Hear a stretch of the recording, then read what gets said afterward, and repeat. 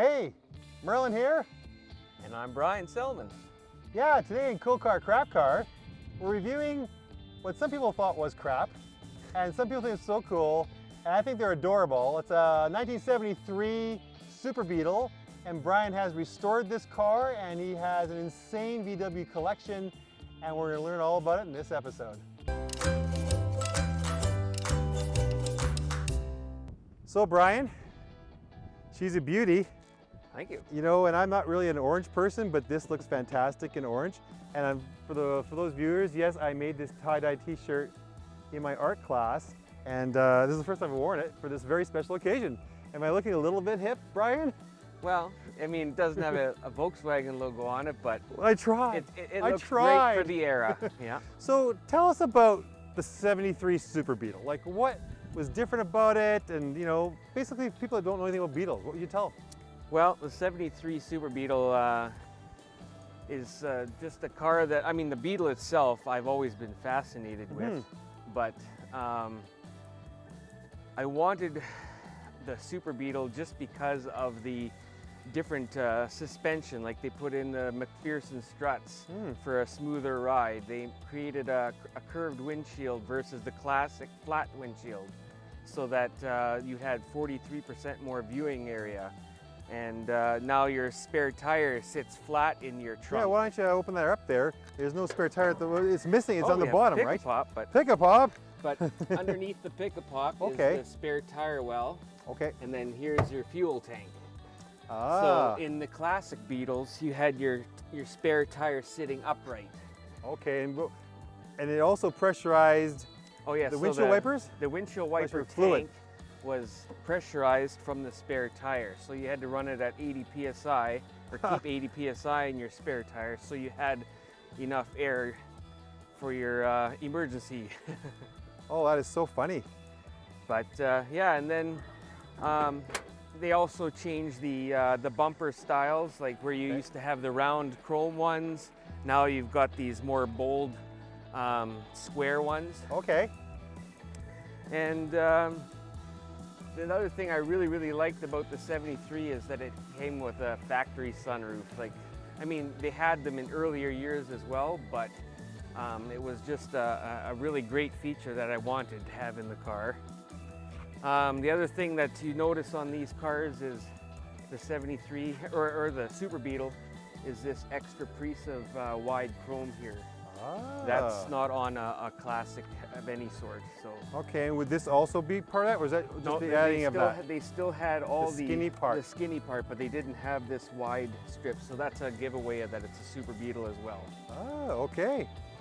So coming to the back of the car, we noticed that there's various different years. They have different venting on the deck lids, and like this is where your intake air comes in for your fan that cools your engine.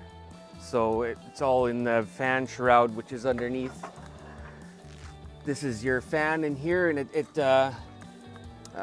turns from your alternator, and therefore it gives you the air that you need to cool the engine, because all these tins are shrouds that keep all the air circulating around your cylinder heads. So, okay. But and did it have a different roof line than the regular Beetles? Was it? I think it's a little stretched out, so it makes it a little flatter. Yeah, I think I was reading a little bit about that. I gave maybe a bit more room in the back headroom or something, or I can't remember what it was, but it was because I think the Japanese and other people were starting to make small cars, and there was competition all of a sudden for these guys. Yeah, I mean, the Super Beetle started in '71. Okay. And they went to 79, and then they stopped the Beetles completely, except for in Mexico, where they continued till 2003. Yeah. Of this style. Okay. But yeah, I mean, they got into fuel injected and all that stuff. So I mean, these are just air-cooled, yeah, super carbureted, simple. yeah.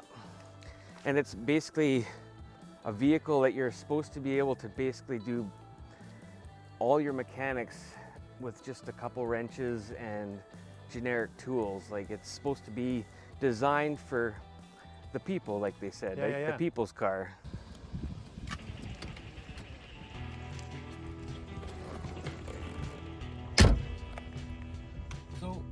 pretty basic in these older Beetles.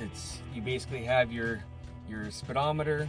There's no tach. There's no other temperature gauges or anything. You just have your fuel and your odometer, and then you have your signal lights, and then your generator or your alternator light, and oil, and your brights, and that's about it for that. And then you have your basic fasten your seatbelt light and your battery, your brake indicator. So if you have a brake master cylinder issue, then this light will come up. So, and then you just have your rear defrost and your hazards. So they have a 4-speed transmission, sorry, with a reverse that is down and to the left, and it's challenging to find the gears sometimes because it's a brand new transmission, rebuilt, I guess, and so it's still being broke in. So the other thing that I really like about this is you kind of have a safety feature. This little lever here, this is your hood release. So this, when you close your hood, it latches, and this is kind of a lock. It's a 4-seater with the seat that can fold down flat to the front here, and it gives you well, a lot of extra storage room for those extended trips. So I mean, when this folds down, this whole area becomes storage. Okay. And your battery is held underneath this back seat here, and so you have to be very careful that your battery terminals are covered, because the springs, if they touch the battery, you'll short it out. Okay, so these cup holders can't be standard. No, this is actually where the ashtray slid in and out. There's a bunch of dials here as well. So in here we have your blower fan, so it can give you an extra defrost blowing. Okay. As well as these are, they control your vents and how much air you can get blowing into the cabin. And then this little LED, or not LED, I guess it was an incandescent bulb back in the day. It was for your temperature and your defrost levers in between the two seats. So these levers get pulled up and down, so you adjust your temperature and you. So what there is there's 4 cables that run to the underneath the carpeting and underneath the rear seat that open different flaps for the different vents in the back seat, the front seat, the dash, and that's all controlled from your engine. Crazy. So the interior is quite stock. The whole car is pretty quite stock. I think you've got some special things you've done to this car. We noticed the pick-up pop in the front trunk, or whatever you want to call that area. So tell me a little bit about these visors here. Well, as you can see, these visors are now orange with crocheted yarn on them, done by my fabulous mother-in-law, that she said, I can make that look better than the factory. So I know that you did not buy this car the way it's sitting right here. And so I know this has been a big investment on your time, obviously money and stuff like that. So in one paragraph, what did you have to do to this thing to get it to this spot? Well, I got it in 2019 and I finished it last summer, so the summer of 2023. And this is basically from the ground up. It's been a full restoration, inside and out. Engine, transmission, you name it. Like every steering component, every nut and bolt that I had to replace, I replaced it. And like I reupholstered the whole interior, put a new dash into it, and wow. Basically there is no difference from when it was original.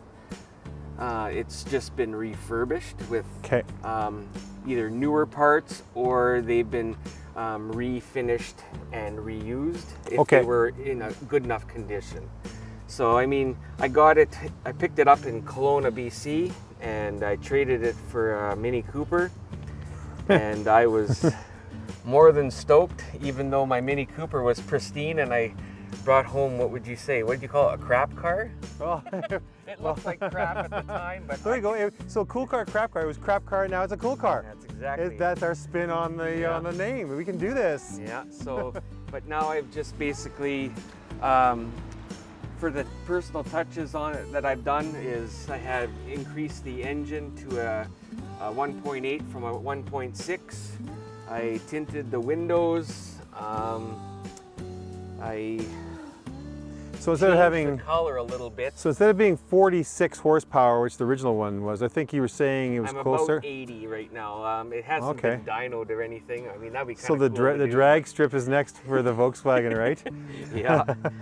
But I mean, I've taken it into the Volksfest in Fargo last summer, just after I had got it on the road. And I mean, you can cruise 90 miles an hour down the highway. They can go that fast? Oh yes. It wasn't a semi pushing you along the way? I had lots more. Oh wow! But no, it goes very, very well, and it stops very well. Well, it's double the horsepower. That helps. Yeah, but I mean, you still have all 4 drum brakes. That's right. Where a lot of guys are putting brand new disc brakes on these cars, or at least in the front. Okay. But I just kept everything as stock, but just with newer parts. Cool. Well, can we go for a ride? We can go for a ride. I'd love to. They do have a certain sound to them, don't they? Yeah, so those exhaust pipes, they're called pea shooters, and without those little 2 tubes, Yeah. it sounds like a big engine. Okay. It's those pea shooters that make that very distinct Volkswagen classic sound. There you go. So you're saying it's a little hard to get into gear? Well, the first is sometimes a bit challenging, but Okay. it's been getting better. Soaks up bumps, okay. Yeah. It feels quite, I was expecting it to be a much more... Oh, it's much softer than my Blue Bug. Okay, That your one, 2000 that one's got Gen 2. sport suspension Okay. and lowered, so I thought we were going slow until the Malibu in front of us slowed us even more down. my favorite is this. That's standard? Is that a stock horn? Yeah. So it's a dual horn, like a dual tone horn. It doesn't sound like dual? Or is that single? It's just a single, yeah. It sounds, but it sounds throaty. Like it sounds better than a, like, you know, I've had a couple. I like that. I'll put that on my own car. That's my favorite. I honk my horn everywhere I go. Wow, feel the power. Felt a little bit in the back seat. Yeah. So does it have any steering feel to it at all? Like, can you feel it? Or is it kind of like you just kind of coddle it along? At highway speeds, you don't have to really hold it much, but without any power steering, right? So it's Yeah, because that sometimes has very good feel to it often. Power But steering what- sometimes wrecks it. When I first got it, you could go like this, and the car would not even turn on the highway. Oh. Did you drive it back from Kelowna? Yeah. Oh, no. In the mountains in winter. What? Look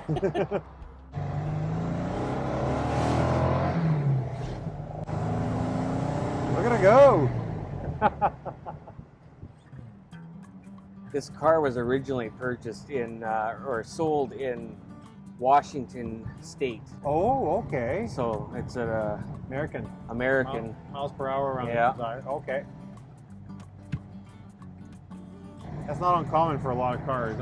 I've bought a few of my own in the States and brought them up because there's just more of them. Yeah. Yeah, when I got it, it had an aftermarket radio and big ugly speakers just kind of screwed into the door. Oh. I was like, yeah, get rid of that. They had ashtrays in the doors still, in the rear panels too. Okay. I got rid of all that.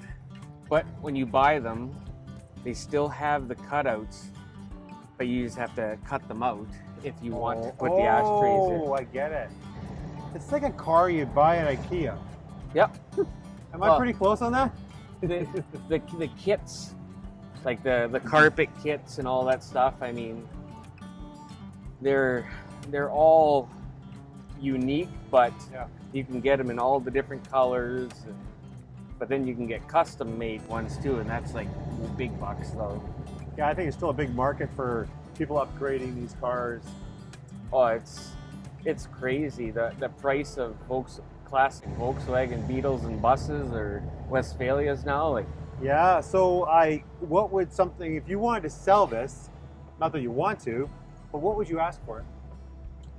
I think, well, I mean, after I had it finished, I had it appraised at $27,500. Okay. So I would try to I would start maybe around, honestly, 35, but I wouldn't get my money out of it. Okay, Not even maybe. My dad did a 56 Thunderbird, and he got about half of what he put into his. Yeah. Which is very sad. I mean, all in with the second transmission, and motor, I'm about $50,000 to $60,000 into it. So I know I was at your house yesterday, and we'll be having some pretty good B-roll of a lot of your stuff. Basically, how did you get into like collecting all the Beetle paraphernalia that you have in your house? Well, I'm what you would probably say a perfectionist or OCD, so okay. I like to have everything just perfect, and just when I go for something, it's full. There's no half. I don't know what you would call it. Yeah, I know what you're saying. I go balls to the wall. There you go. That's perfect. And then you start. I mean, your collectibles are just off the wall too, and on the wall. Yeah. So did you start that right away when you bought this, or before you bought this? That's a lot of stuff. I started collecting before I had this. Okay. Like quite a bit, and Then you always knew you wanted one. Oh yes. I just wasn't sure when or how it was going to happen. Okay. But acquiring this and being able to work on it in my buddy's shop after hours, it made it so much easier that you could afford to work on it and keep it stored in a shop all year round. Okay. Yeah, the classic bug, we'd be even closer. It's so tight. I mean, compared to. Well, this isn't bad. Like I'm a little over 6 feet. If this seat was a little lower, and I still got about an inch of my head there, so that's not bad. But this is surprisingly roomy. Like again, I told you I had a friend of ours that used to drive us to like youth group, and she had an old Beetle. And I remember that thing being so cold in the winter, to be in the back there. I think we were scraping the windows inside the car. But I mean, when you're cruising on the highway, it's not really any different than, other than, your handling characteristics, but just straight cruising Manitoba driving, that's what I appreciate about most people that would have it to this extent would take it out on sunny day to a car show, and it would never. But you're driving these places. Yeah, you're going to Fargo. You want to go down the 60s. You want to go down Route 66. Oh. You got about 2 feet here. Yeah. So Brian, if you've been a fervent fan of Cool Car Crap Car, you know that we have to come to some kind of conclusion here. Unfortunately, yes. Unfortunately, yes. So it's turds and ice cream trucks. So what are you going to give? Now you might be a little biased here, but what are you going to give your 1973 Super Beetle? Well, and why? Originally, I picked it up, I would say it was in the higher turd spectrum, like closer to like 1-2 turds, but